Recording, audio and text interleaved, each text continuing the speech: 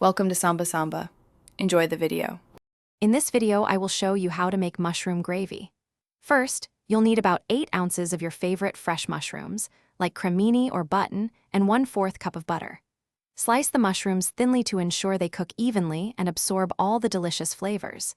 Heat the butter in a pan over medium heat, then add your sliced mushrooms.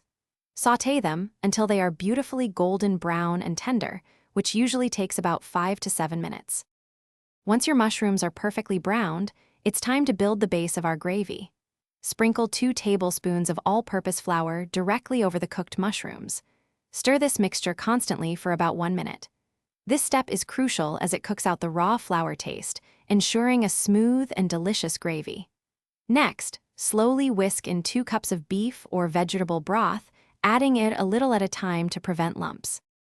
After adding the broth, bring your gravy to a gentle simmer, stirring frequently to keep it smooth.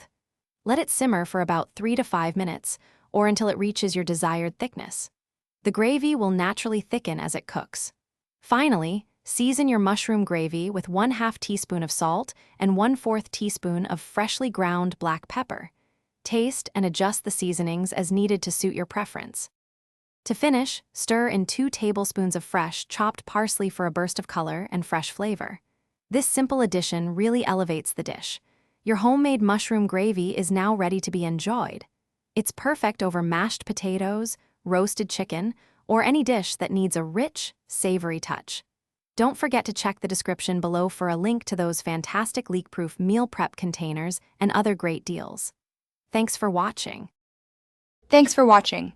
Consider subscribing if we helped you.